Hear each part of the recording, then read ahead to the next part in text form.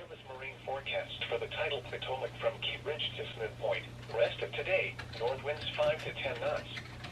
Waves 1 foot.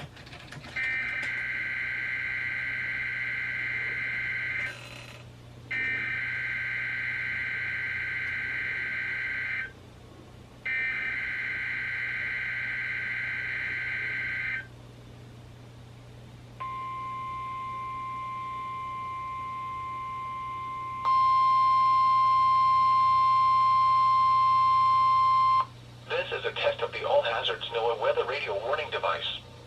During potentially dangerous weather situations, specially built weather radios will be automatically activated to warn of the impending hazards.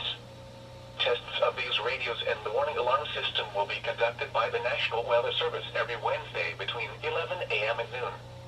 If there is a threat of severe weather, the test will be postponed to the next available good weather day. Reception of this broadcast and the warning alarm system will vary at any given location.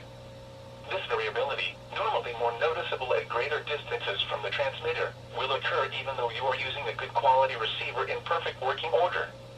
To provide the most consistent warning service possible, the warning alarm will only be activated for warnings in selected watches affecting the listening area.